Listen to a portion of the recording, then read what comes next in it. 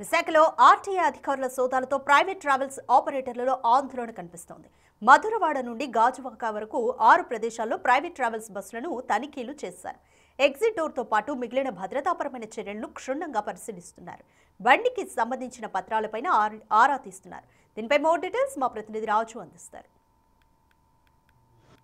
వైజాగ్లో private travels బస్సులన్నింటినీ కూడా RTA అధికారులు పూర్తి స్థాయిలో తనిఖీలు చేస్తున్నటువంటిది అయితే ఉంది. మొత్తము విశాఖ నగరంలో 5 చోట్ల అటు మధురవాడ నుంచి గాజువాక వరకు తనిఖీలు అయితే నిర్వహిస్తున్నారు. కర్నూలు బస్సు ప్రమాదం తర్వాత ఫిట్నెస్లు ఎట్లా ఉన్నాయనేది చెక్ చేసి అన్ని పేపర్స్ కరెక్ట్గా ఉంటేనే వీళ్ళైతే వదులుతున్నటువంటి పరిస్థితి అయితే ఉంది.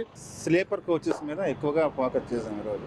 అంటే ఎమర్జెన్సీ డోర్స్ అనేవి అబ్స్ట్రక్ట్ చేస్తూ వేరే సీట్స్ క్రియేట్ చేస్తున్నారు. వాళ్ళకి extra ticket 1 or 2 extra add అవుతాయని చేశారు. సో చేస్తున్నారు. అదేంటంటే మన స్పెషల్ డ్రైవ్ కనెక్ట్ చేసినప్పుడు మాత్రం అటువంటివి ఏమి మనకి బయట పడలేదు ఎక్కువ. తర్వాత రెగ్యులర్గా సీటింగ్ ఎక్స్ట్రా సీట్స్ ఉంటాయి కదా ఫ్రంట్ డోర్కి, ఇటువంటి వాటి కానీ మేము కామన్గా నార్మల్ వెహికల్స్ ఇవన్నీ చూసాం. ఇదే కాకుండా other parameters like driver over speeds కానీ, ర్యాష్ డ్రైవింగ్ లేకపోతే డ్రంక్ అండ్ డ్రైవ్, ఇవన్నీ కూడా మేము వెరిఫై చేసాం.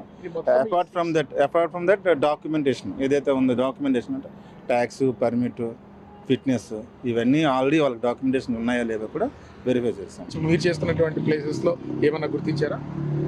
మీరు మామూలుగా ఏంటంటే maximum most of the vehicles as per నార్మ్సే ఉన్నాయి.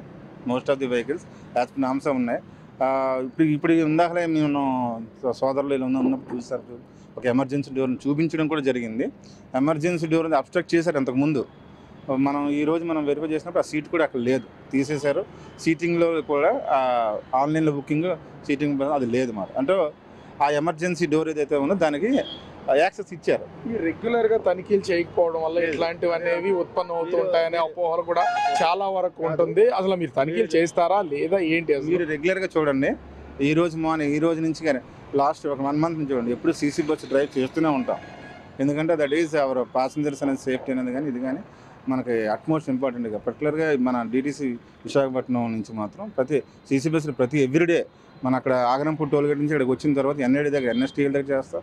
మరి ఇటువైపు నుంచి కూడా వెళ్ళేటప్పుడు ఆనందపురం దగ్గర కూడా చేస్తుంటాం. సహజంగా ప్రమాదం జరిగినప్పుడు మాత్రమే ఆర్టీఏ అధికారులు ఇలాంటి రైడ్స్ చేస్తారనేది కూడా ప్రచారం ఉంటుంది. కానీ అసలు రెగ్యులర్గా ఎక్కడెక్కడ జరుగుతూ ఉంటాయి ఏంటి? మీరు ఒకవేళ మీకు అంతగా అపోహలు ఉండుంటే మా ఆర్టీఓ ఆఫీస్కి వెళ్తే లాస్ట్ 1 monthగా ఈరోజు ఒక్క వదిలేయండి, ఈ రిమైనింగ్ 29 days ఉంటాయి కదా, ఈ 1 monthలో చూడండి ఎన్ని కేసులు రాసామో మా సీసీ బస్సుల మీద అది అలాగా అపోహ ఉండదు. మీకు కామన్ ఎవరికైనా ఉంటుంది. But we're conducting these kind of special drives everyday or 4 days in week. అలా మేము ఎప్పుడు చేస్తూనే ఉంటాం.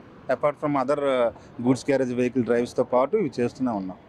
అంటే మొత్తానికి అటు కర్నూలులో ప్రమాదం జరిగిన తర్వాత అన్ని బస్సుల్ని ఆర్టీఏ అధికారులు పూర్తిగా తనిఖీలు అయితే చేస్తున్నారు. ముఖ్యంగా ఈ ఎమర్జెన్సీ డోర్ దగ్గర సీట్స్ ఏమైనా ఉన్నాయా, ఎక్స్ట్రా సీట్స్ ఏమైనా ఉన్నాయి, పేపర్స్, అదేవిధంగా వీళ్ళు డ్రంక్ అండ్ డ్రైవ్ ఎంతమంది ఉన్నారు ఏంటి మొత్తం అంతా కూడా తనిఖీలు చేస్తున్నటువంటిది అయితే ఉంది. ఆర్టీఏ అధికారుల మీద అపోహలు ఏం పడాల్సిన పని లేదు. మేము రెగ్యులర్గా సిటీ అవుట్స్కట్స్లో కంటిన్యూ చేస్తూనే ఉంటాం, లెక్చర్ మేము మెయింటైన్ చేస్తామని చెప్తున్నారు. ఓవరాల్గా అయితే ఈ కర్నూలులో జరిగిన బస్ ప్రమాదం తర్వాత విశాఖ సిటీ వ్యాప్తంగా దాదాపుగా 5-6 చోట్ల కంటిన్యూగా అయితే ఆర్టీఏ అధికారులు తనిఖీలు చేస్తున్నటువంటి పరిస్థితి కనిపిస్తుంది. కెమెరామెన్ అజయ్తో రాజు, బిగ్ టీవీ, విశాఖపట్నం.